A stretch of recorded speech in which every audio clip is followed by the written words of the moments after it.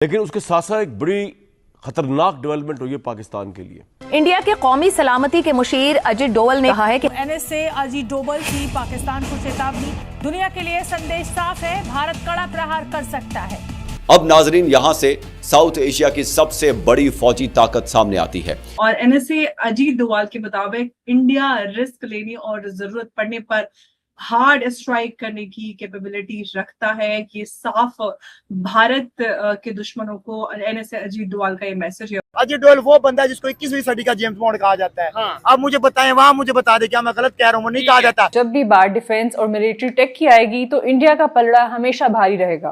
भारत दुनिया की बड़ी फौजी ताकतों में शुमार होता है। उसके पास बहुत बड़ी फौजी अफरादी कुव्वत, बड़ी दिफाई सनत, न्यूक्लियर मिसाइल सिस्टम्स, वेपन्स, जंगी तैयारे, जंगी बहरी जहाज और आबदोजें मौजूद हैं। इंडिया के पास दुनिया के सबसे एडवांस्ड फाइटर जेट्स हैं, जैसे कि फ्रेंच राफेल। उन्होंने दुनिया के सबसे बेहतरीन Russian S-400 Triumph air defence system लगाया हुआ है और उनका मिलिट्री बजट पाकिस्तान से कहीं ज्यादा। भारत अपनी मकामी दिफाई सनत को भी तेजी से बढ़ा रहा है ताकि मुस्तकबिल में ज्यादा से ज्यादा फौजी सामान मुल्क के अंदर तैयार किया जा सके। 114 नए राफेल की डील की है, जिनमें से कि कुछ एक फेज में आने हैं, कुछ इंडिया में तैयार होने हैं। अगर हम इंडिया की बात करें तो इस वक्त वो दुनिया की सबसे बड़ी जमहूरियत है, इकोनॉमिकली भी बहुत स्ट्रांग है। अब भारत का जो मैसेज है वो बिल्कुल साफ है कि हम पीस चाहते हैं, लेकिन पीस की प्राइस पर अपनी सिक्योरिटी जो है वो कॉम्प्रोमाइज नहीं करेंगे। जय हिंद दोस्तों, very warm welcome to Hindustan special channel. Bharat के राष्ट्रीय सुरक्षा सलाहकार अजीत डोभाल ने पहली बार ऑपरेशन सिंदूर पर सार्वजनिक तौर पर खुलकर बात की है। 88 आवर्स के इस ऑपरेशन में भारत ने पाकिस्तान को कैसे धूल चटाई, इस बारे में भी डोभाल ने बात की और भविष्य के लिए भी पड़ोसी देश को चेतावनी जारी कर दी है। डॉक्यूमेंट्री में बात करते हुए डोभाल ने कहा कि दुनिया को भारत की सज्जनता को कमजोरी नहीं समझना चाहिए।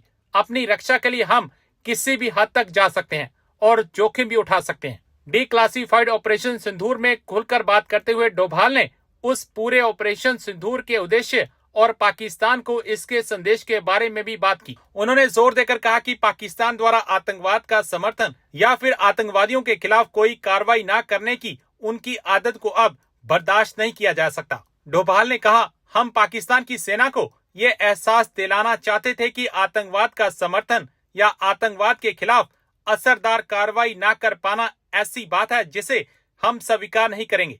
आज एनएसए अजीत डोवाल ने ऑपरेशन सिंदूर पर अपने पहले इंटरव्यू में एक एक्सक्लूसिवली और एक्सट्रीमली क्लियर मैसेज दिया है भारत की जनरोसिटी और टॉलरेंस को लेकर। उन्होंने कहा है कि भारत की जनरोसिटी और टॉलरेंस को वीकनेस समझना एक बहुत बड़ी स्ट्रेटेजिक मिस्टेक हो सकती है और एनएसए अजीत डोवाल के मुताबिक इंडिया रिस्क लेने और जरूरत पड़ने पर हार्ड स्ट्राइक करने की कैपेबिलिटी रखता है। ये साफ भारत के दुश्मनों को एनएसए अजीत डोवाल का ये मैसेज है। और यहाँ सबसे इंपॉर्टेंट बात यह है कि एनएसए अजीत डोवाल ने सिर्फ रेट्रिक नहीं किया, उन्होंने 88 आवर्स ऑपरेशन सिंदूर का ऑब्जेक्टिव भी एक्सप्लेन किया। पहलगाम टेरर अटैक से लिंक्ड एनिमी कैंप्स को डिस्ट्रॉय करना, जिस तरह से पूरा उन्होंने विस्तार पूर्वक ये सब बताया कि कैसे इस ऑपरेशन में सारे आतंकी ठिकानों को तहस नहस करके, नहस्तो नाबूद करके एक स्ट्रॉन्ग मैसेज भारत ने आतंकवाद को दिया है। तो आज का बड़ा सवाल ये है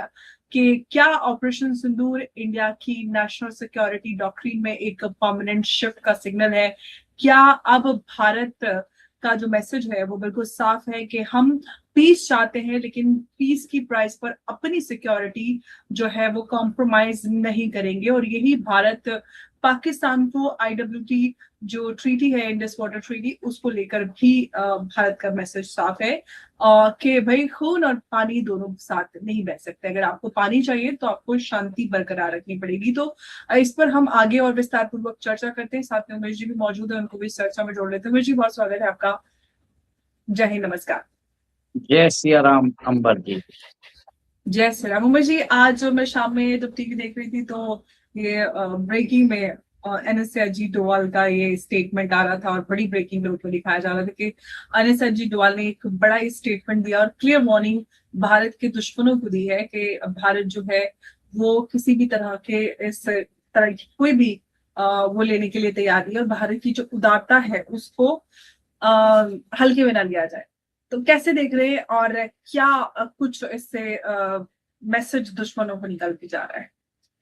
अंबर जी, देखिए, आज पाकिस्तान का जो इंडिपेंडेंस डे है, हम उसको ऐसे पार्टीशन, हॉरर्स ऑफ पार्टीशन दिवस मनाते हैं।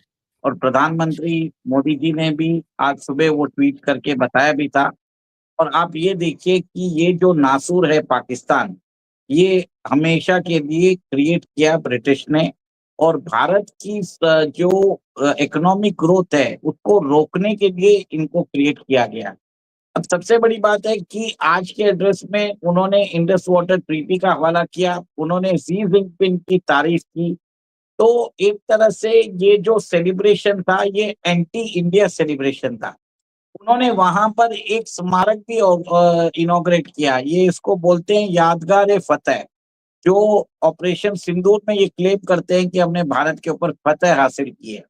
तो वो स्मारक जो है, मेरे ख्याल से अगले ऑपरेशन सिंदूर में उसको ध्वस्त करना भी जरूरी है, ताकि ये जो स्मारक है एक तरह से इनका मजाक बनाया जा सके। देखिए, इनका जनरल जो है वो एक बंकर में जाके छुप के गीदड़ के जैसे जाके बैठा हुआ था। हमारी जो ब्रह्मोस मिसाइल है वो जब हमला कर रही थी, तो इससे पहले इन्होंने अपने परिवारों को ऑस्ट्रेलिया, कनाडा, अमेरिका और यूके भेज के इन्होंने उनको सेव कर लिया था। ऊपर से आसिम मुनीर की फैमिली को तो यूएस वीजा भी मिल चुका है। तो बात अलग है कि आज के पाकिस्तान के डे सेलिब्रेशन में सिर्फ एक ही मुख्यमंत्री को बुलाया गया था, वो है मरियम नवाज, और वहां पर भी आसिम मुनीर जो है मरियम नवाज के साथ गुलछरे उड़ा रहे थे। अम्मा जी, सबसे बड़ी बात है कि अब अजीत डोवाल ने भी बोल दिया है कि अगली बार हमारी जो दरियादिली है उसको आप हमारी वीकनेस मत समझे। हम जब चाहें आपको एक तरह से नेस्ता नाबूद कर सकते हैं, और ये क्लियरली एक चेतावनी है against Pakistan and China both.